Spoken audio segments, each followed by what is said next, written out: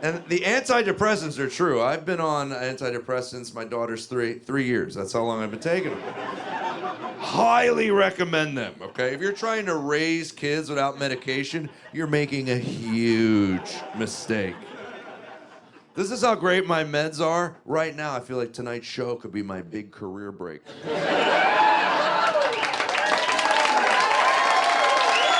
one.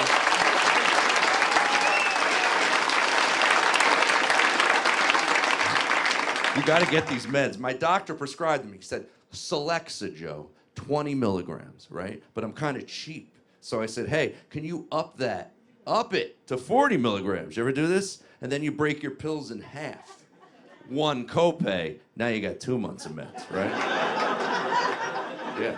But I'm kind of an idiot. I didn't know that you should go to a pharmacy and buy one of these little pill cutters to make the nice, precise cuts. People in their 60s and 70s, if you're here, you know about cutting your pills with the little pill guillotine? It's like, perfect cuts. I'm 47. I'm breaking pills in half in my kitchen with my thumbs. One day I'm on an 8 milligram. Next day I'm ODing on a 32. 1 and 2 milligrams rolling around on the kitchen floor. My 7-year-old thinks they're candy. Oh, there's Pez on the floor. It's all candy here. About 5 weeks later, he's like, hey, Daddy, I don't need any more toys. I'm good.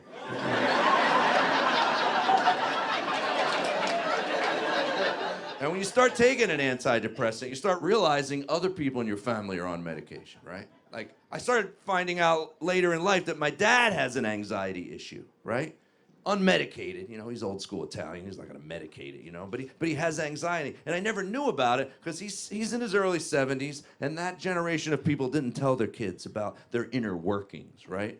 I'm in my late 40s, I'm honest with my kids. That's the new way to raise kids. I have breakfast with them every morning. My 3-year-old daughter, my 7-year-old son, I look right at him, I go, listen, your dad's got mental problems. There's a good chance you guys might have some mental problems. So what do you want, Fruit Loops or Rice Krispies? You got your choice. One day I'm driving my 7-year-old to first grade. I'll never forget this. I just look at him, I go, hey, just want to let you know, you might feel the walls closing in at some point.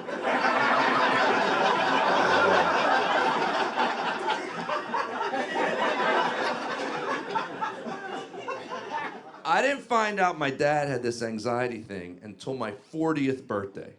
I planned a cruise with my dad and I. That's something you do earlier in your early 40s. I don't know if anyone's there yet, where you're like, I'm gonna plan a trip with just my dad, right? It sounds like a great idea. You're like, it's gonna get us close. It's gonna be awesome.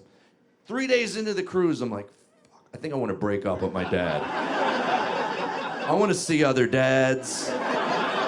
Gotta be somebody better for me than this guy.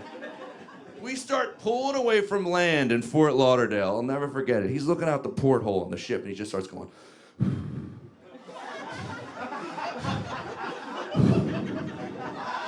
Oh my God.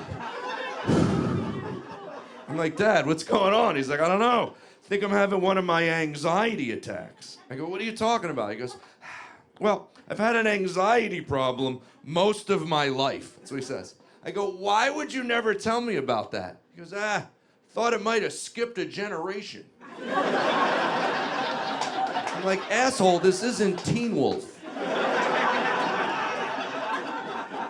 That's why I need the crowds to be older. You're in your 20s, you didn't get that Teen Wolf joke. She's like, is that a show on MTV? No, it's a movie with Michael J. Fox. It was a classic. His dad was a Teen Wolf.